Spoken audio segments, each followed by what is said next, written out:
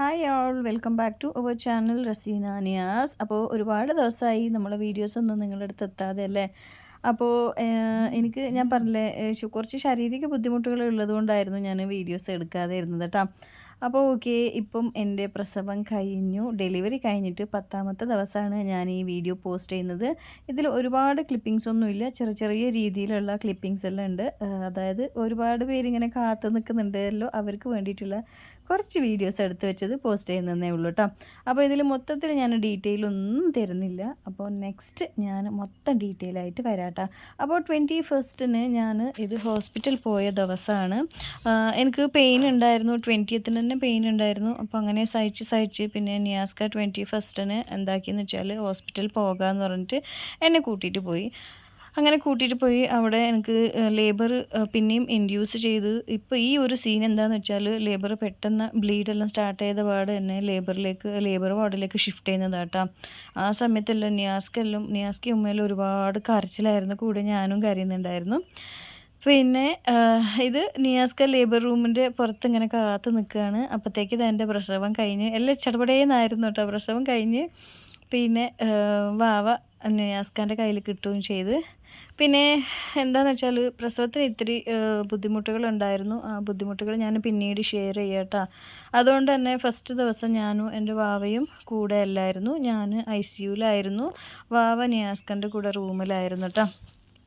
അപ്പോൾ അവർ രണ്ടുപേരും ഉള്ള പ്രഷ്യസ് ആയിട്ടുള്ള മൂമെൻറ്റ് കുറച്ച് ഇങ്ങനെ വീഡിയോ എടുത്ത് വെച്ചതാട്ടോ. പിന്നെ ഞാനിവിടെ ഫേസ് ക്ലിയർ ആക്കുന്നില്ല. തീർച്ചയായിട്ടും ഫേസ് റിവീൽ ചെയ്യും, ജെൻഡർ റിവീൽ ചെയ്യും, പിന്നെ നെയിം റിവീലും ഒക്കെ ചെയ്യാം കേട്ടോ. ആ വീഡിയോയിൽ ഞാനിടാം. ഇനി ഇൻഷാ അള്ളാ വീഡിയോ പോസ്റ്റ് ചെയ്യണമെന്നുള്ള ആഗ്രഹമുണ്ട്.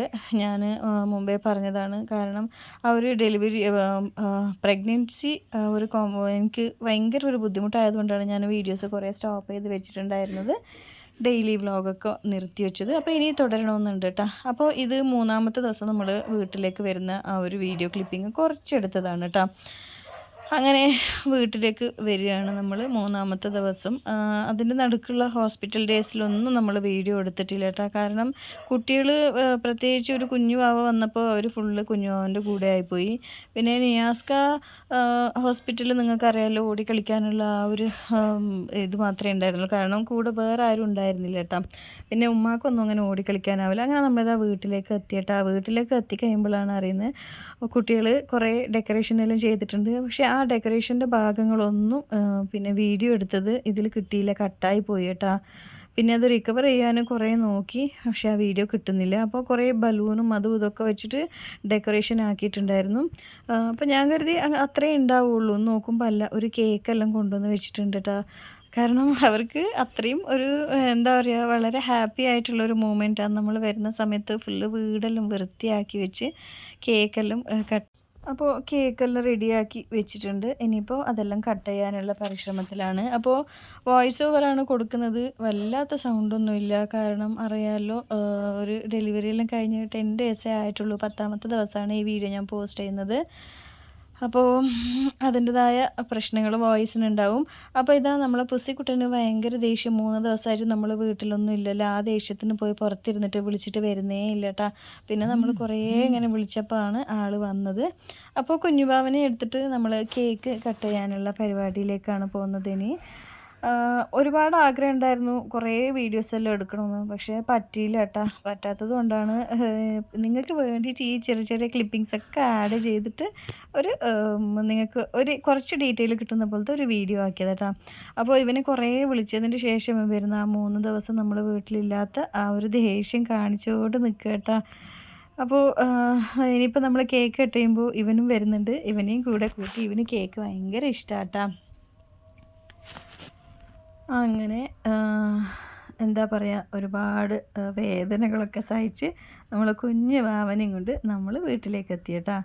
ഇനിയിപ്പോൾ നമ്മൾ കേക്ക് കട്ട് ചെയ്യാം. ഇതാ കാണുന്നില്ലേ, പുസ്സിക്കുട്ടൻ അതിൻ്റെ അടുത്ത് കൂടെ തന്നെ ഇങ്ങനെ നിൽക്കുന്നുണ്ട് കേട്ടോ. അവന് പണ്ടത്തെ വീഡിയോയിൽ നിങ്ങൾ കണ്ടാൽ മനസ്സിലാവും, പണ്ടേ കേക്ക് കട്ട് ചെയ്യുമ്പോൾ എല്ലാം അതിൻ്റെ ഒപ്പരം നിൽക്കുന്നുണ്ട് കേട്ടോ.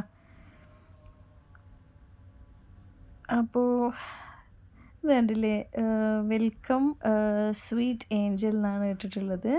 അപ്പോൾ ബ്ലാക്ക് ഫോറസ്റ്റ് കേക്കാണ്. ഒരുപാട് വലുതൊന്നുമല്ല, എന്നാലും എൻ്റെ മൂത്ത മോനെ കൊണ്ട് പറ്റുന്ന രീതിയിൽ ചെയ്തിട്ടുണ്ട് കേട്ടോ. നമുക്ക് ഒരു സർപ്രൈസ് ആയിപ്പോയി.